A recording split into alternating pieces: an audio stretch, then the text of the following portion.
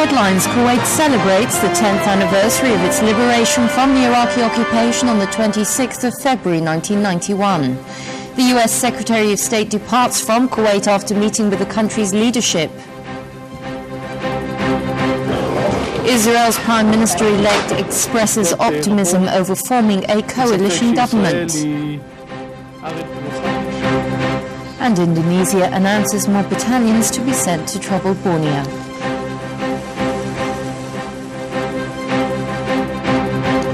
Thank you for joining us. Happy Liberation Day and welcome to the KTV2 News at 7. I'm Najah Al-Fazan. And I'm Justine Shah-Jackson. Good evening and welcome.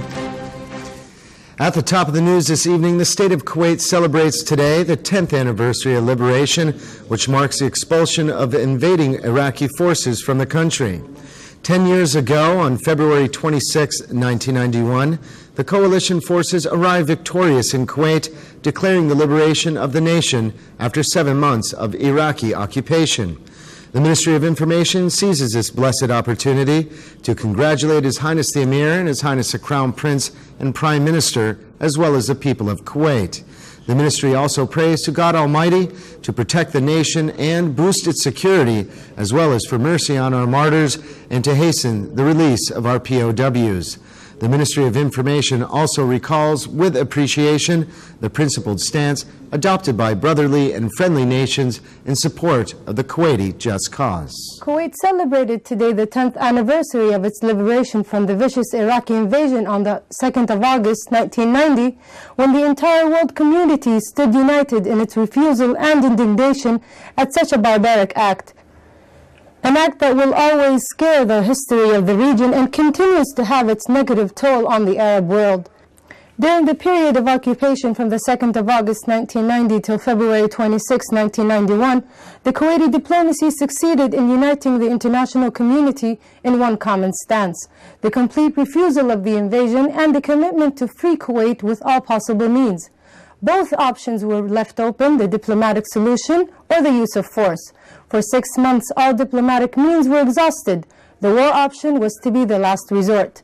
However, as the Iraqi regime continued to sabotage all diplomatic efforts, the international community was left with one option: the Iraqi troops must be driven out of Kuwait by force. Hence, on January 16, 1991, Operation Desert Storm, the largest ever Western Arab coalition, was launched.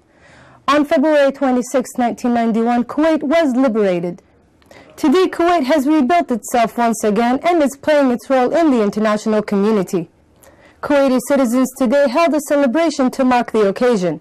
Thousands took part in a march across Kuwait to express their joy at the 10th anniversary of the liberation of Kuwait. His Highness the Emir Sheikh Jabir Ahmed Al-Jaber Al-Sabah received an audience at 9:45 this morning at his residence in Dasman. The U.S. Secretary of State, His Excellency Colin Powell, and the accompanying delegation on the occasion of his visit to the country. The U.S. Secretary of State said that he was happy to be in Kuwait on the occasions of independence and liberation. The audience was attended by His Highness the Crown Prince and Prime Minister Sheikh Saad Abdullah Al Salim Al Sabah, the First Deputy Premier and Foreign Minister Sheikh Sabah Al Ahmed Al Jaber Al Sabah, and the Minister of the Emiri Diwan Affairs Sheikh Nasser Mohammed Al Ahmed Al Sabah. The audience was also attended by the Deputy Premier and Minister of State for Cabinet and National Assembly Affairs Mohammed Dayfallah Sharar, Minister of State for Foreign Affairs Sheikh Dr. Mohammed Sabah Al Salim Al Sabah, Sheikh Fahad Saad Al Abdullah Al Salim Al Sabah, Emiri Diwan Under Secretary and Director of His Highness the Emir's Office, Mr. Ibrahim Mohammed Al Shatti, the Foreign Under Secretary Khalid Suleiman Al Jarallah, the Director of the Office of the First Deputy Premier and Foreign Minister, Ambassador Ahmed Fahad Al Fahad, and the Ambassador of the United States to the State of Kuwait.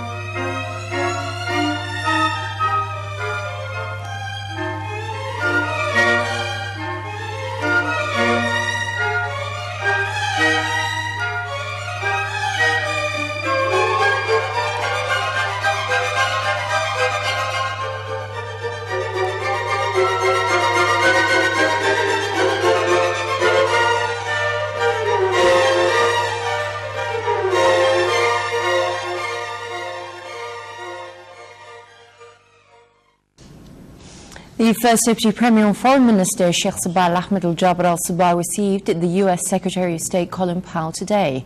The two sides discussed a number of issues of common interest and recent developments in the region. The meeting was attended by the Minister of State for Foreign Affairs, Dr. Mohammed Sabah Al-Salam Al-Sabah, the Foreign Ministry Under Secretary Khalid Suleiman Al-Jarallah, Director of the Office of the First Deputy Premier and Foreign Minister Ahmed Fahd Al-Fahd, and the Director of the Department of the Two American Continents, Ambassador Khalid Al-Babtain.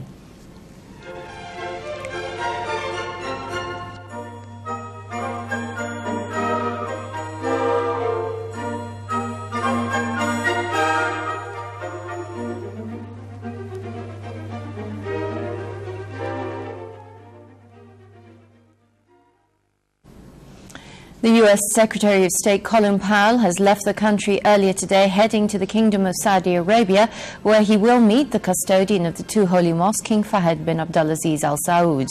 The U.S. Secretary of State was seen off at the airport by the First Deputy Premier and Foreign Minister Sheikh Sabah Ahmed Al-Jabr Al-Sabah, the Minister of State for Foreign Affairs Sheikh Dr. Mohammed Sabah Al-Salam Al-Sabah, the Foreign Ministry Under Secretary Khalid Suleiman Al-Jarallah, the Director of the Office of the First Deputy Premier and Foreign Minister Ahmed Fahd Al-Fahd, and the senior Foreign Ministry officials.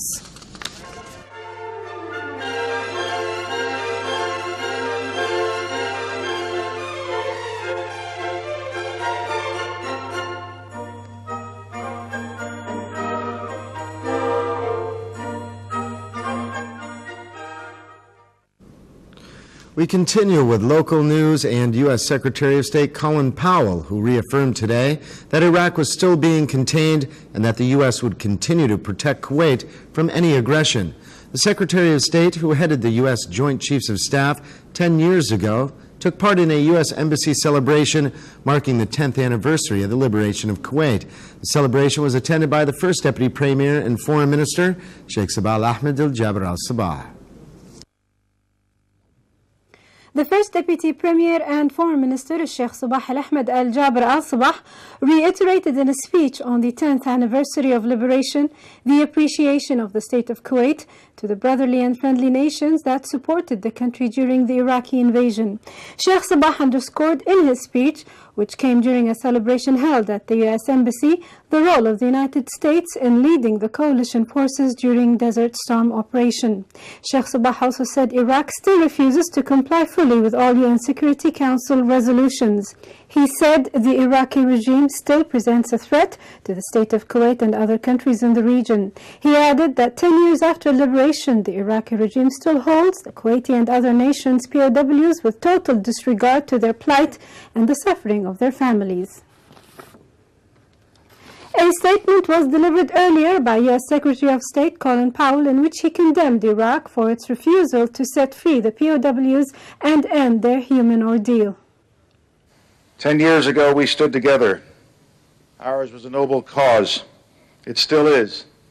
And we stand together again in that cause today as coalition members still pledge to guard against aggression.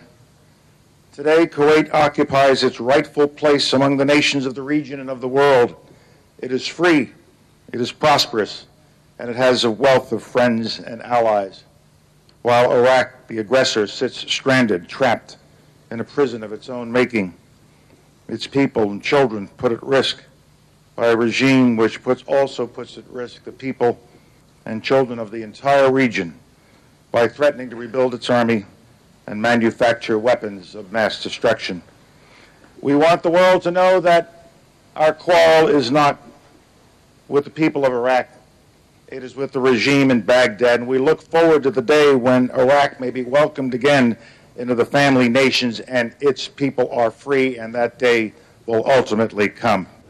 On his part, the 41st President of the United States, George Bush, said on the same occasion that Iraq should never try again to invade the state of Kuwait, praising a recent joint Kuwaiti-U.S. military maneuver. There is a just war, and this war was a just war. And yesterday,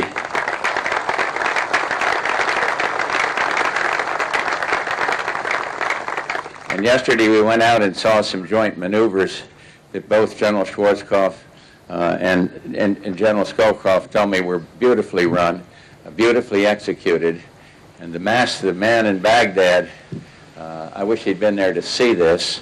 It might not have toned down his rhetoric, but if he had any idea that he can fight again and do anything different than get clobbered in the sands of Kuwait, he would have changed his mind. It was a superb operation. The United States will never leave Kuwait down. We are never going to betray our responsibilities to continue to help preserve the peace of Kuwait. We fought too hard, too many died.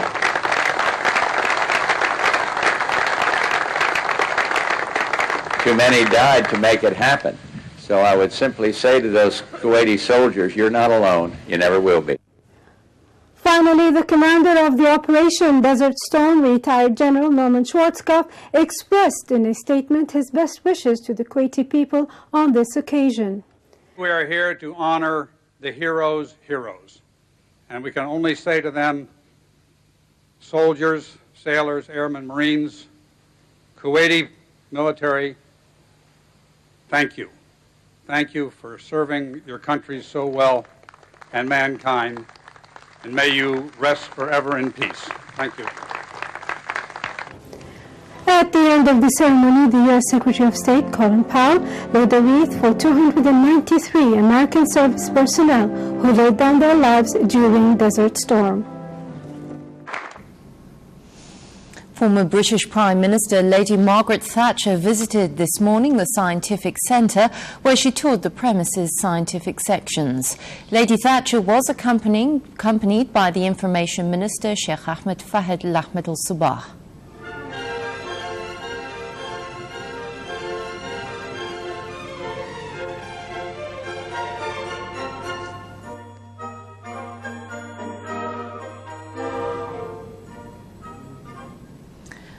Another tour to the premises was made by the 41st President of the United States, George Bush. The Information Minister accompanied the honourable guest during his visit to the centre.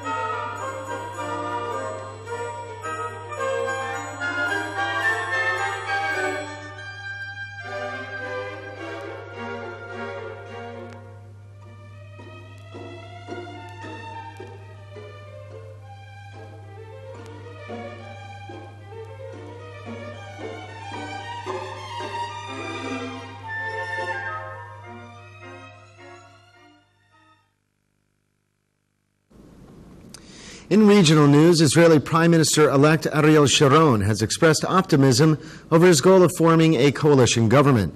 The center-left Labour Party, who was defeated by Sharon's Likud party in recent elections, was due to vote today on joining the coalition. It was also voting to approve the appointment of elder statesman Shimon Peres as temporary leader to replace Ehud Barak. Sharon said he was optimistic that a broad right-left coalition could be formed soon, but complained that too much time has already been wasted. Labour has been promised 7 posts in a 30-member cabinet, meaning it will probably not be able to shape the government's agenda.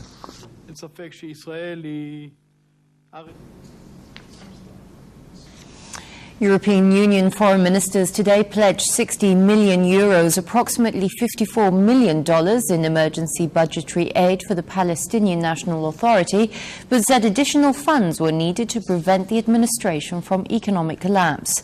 The 15-nation bloc also urged Israeli Prime Minister-elect Ariel Sharon to reconvene peace talks with Palestinians once his government was in place. Diplomats said the EU was pressing for the organization of a special meeting of international aid donors on March the 7th to raise more money for the Palestinians, following months of economic strangulation by Israel. Meanwhile, EU agriculture ministers met in Brussels to discuss BSE and foot and mouth disease, the latest ailment infecting British cattle. Smoke rose from pyres burning thousands of animal carcasses today as British agriculture officials strove to eradicate foot and mouth disease amid fears that infected animals had been sent to continental Europe. Agriculture ministry workers found a 7th case at a farm in Devon in the southwest of the country on Sunday. The sheep and cattle farm, one of 13 run by the same farmer, had exported lamb to Europe in recent weeks, leading to fears the disease could have been spread across the English Channel. The pyres were lit at Heddon-on-the-Wall in Northumberland in England's far northeast last night and at Little Worley in Essex to the east of London. They will blaze throughout Monday. Bans on the export of animals and animal products and on the movement of livestock within Britain remain in force.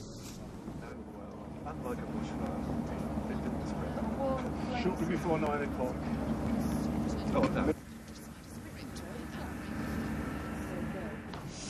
Indonesia announced that 2 more battalions will be sent to the troubled Borneo Island as indigenous Dayaks started enforcing a deadline today for all Madurese migrants to leave central Kalimantan's capital.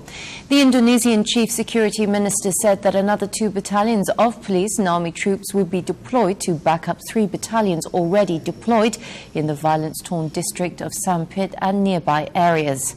The official Antara news agency quoted military officials as saying that the government was determined to stop the bloodshed in central Kalimantan, especially in Sampit district, within 3 days. Meanwhile, thousands of terrified refugees, mainly migrant Madurese from Sampit town, have arrived in Surabaya, Java. The refugees have fled indigenous Dayak mobs who killed more than 400 in a week of ethnic violence. Most of the refugees were from Madura Island off Java, who were resettled in Borneo as part of a transmigration policy by the then President Suharto.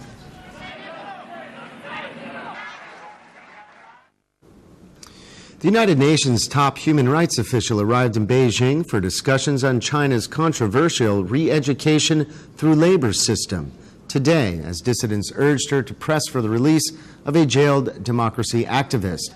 UN High Commissioner for Human Rights Mary Robinson planned to attend a China UN seminar on the program under which Chinese citizens can be sentenced to up to 3 years at a labor camp without trial. A group of 35 dissidents wrote to Robinson to urge her to raise the case of Zhu Wenli, founder of the banned China Democracy Party, in an open letter circulated by the Hong Kong-based Information Center for Human Rights and Democracy. The letter said that Robinson should urge China to allow Zhu Wenli, jailed for 13 years, to receive medical treatment outside jail on humanitarian grounds. We must see it as the start of a qualitatively different... Indian guerrilla leaders, accompanied by hundreds of supporters, began yesterday a march that will take them through several states and ending in the capital, Mexico City, on March the 11th. The march by the Zapatista National Liberation Army, the EZLN, from the troubled Chiapas province is aimed at pressurizing Congress to pass legislation without amendments on more rights for the Indians. Rebel leader Sub-Commandant Marcos left his forest town hideout of La Realidad en route for San Cristobal last Saturday, where he met with 23 Zapatista commanders and ordered the start of the march. Interior Minister Santiago Creel last Friday said the government elected last year in an upset that turned out a ruling party after 70 years of sway will even provide police protection to the march. In return, the rebels will travel without weapons but with their characteristic ski masks.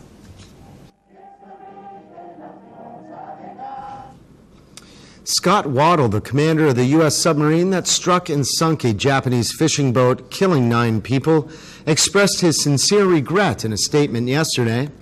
Waddell has been suspended from his command and faces prosecution for the February 9th collision off Hawaii. A U.S. Navy Court of Inquiry will begin its hearings into the sinking of the Ehime Maru on March 5th.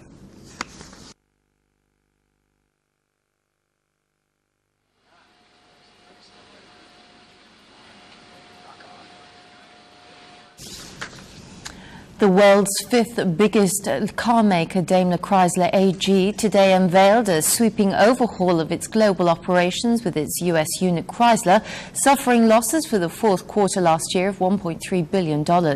With Chrysler's 4th quarter loss double the $512 million loss the company incurred in the 3rd quarter, the figures released by the company show the drag on the overall group's earnings. Outlining the group's survival strategy, the company's chief executive said that the company would take a one-off restructuring charge of $4 billion this year. Das operative Ergebnis im Gesamtjahr 2000 brach von 5. Meanwhile, Mitsubishi Motors Corporation announced at a Tokyo news conference today that the scandal-hit company will shed about 9,500 employees from its workforce worldwide and plans to close down one of its 4 plants under a major restructuring plan.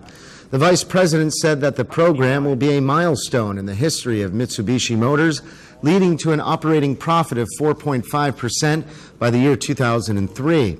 Under the restructuring plan, Mitsubishi will cut its annual production capacity by more than 20% by closing down one of its plants. Currently, Mitsubishi has an annual production capacity of 1.3 million. The company also plans to cut procurement costs by 15%, also by 2003. Australia, let me take it that way, is surviving. And finally, this evening, officials said yesterday that winter storms in the United States have killed at least 9 people and injured dozens over the weekend, damaging property and closing highways in Mississippi, as well as parts of Texas and Arkansas.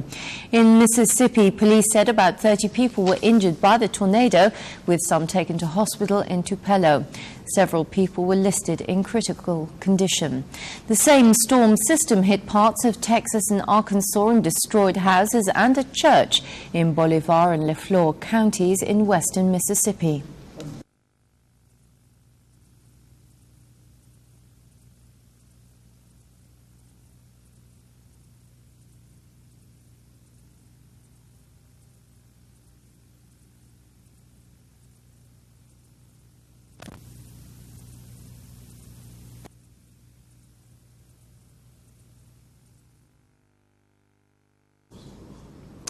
We now take you to the weather forecast with meteorologist Jamal Ibrahim.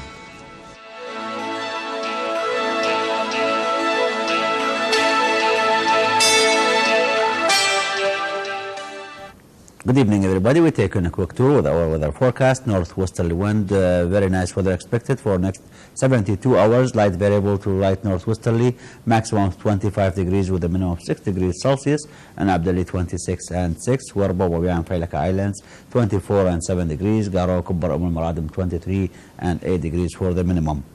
The weather as general will be very nice, and the sunrise will be at 6:16, sunset will be at 5:46, Fajr prayer time will be at 4:57. State of the sea will be slight for the next 48 hours. First high tide will be at 2 a.m., second one will be at 2 p.m., first low will be at 9 a.m., second one will be at 9 p.m. 3 days expected. The weather will be nice, fair for this evening, and tomorrow clear skies, partly cloudy on Wednesday, maximum 25 for the minimum of 6 degrees Celsius. On Wednesday, partly cloudy, light variable wind, 24 and 7 degrees Celsius for the minimum. The same weather pattern will stay with us at least through the weekend. State of the sea again will be slight for the next 48 hours, and a high pressure system, very weak high pressure system will affect the area, so northwesterly wind to light variable will be affecting us. When we go to African continent, we can see over northern part of Africa, they have nice high pressure system, clear skies over north, tropical storms over the equator, and other clear skies over southern tip of that continent. And to Europe, we can see As we move from Africa to Europe, we can see lots of frontal system moving at this time of the year, a high pressure system over western part of Russia, still snow over northern England and part of Scandinavia, a colder front passing from northern part of France all the way to southern part of Spain, partly cloudy, scattered rain showers with snow over northwestern part of Turkey. And to far east, we can see clear skies over Japanese island caused by this high pressure system, scattered thunderstorms activities from Indonesia all the way to Bangkok, a high pressure system over middle part of Asia, colder front over eastern part of Russia, moving to the east. And to the United States and Canada, we can see over the west coast, they have clear skies. Over the north, partly cloudy to rainy showers over southern part of California. The Midwest, they have nice and pleasant weather caused by this high pressure system. Rainy condition mixed with the snow over eastern part of Canada, all the way to New York State, and the cold front passage over east coast, and clear skies over Florida. Thanks for watching us. Now we go back to Justine and Naji. Thanks, Jamal. And with the weather forecast, we end tonight's news. I'm Justine Shah-Jackson. And I'm Naji Al-Fazan. And once again, here are tonight's headlines. Good night.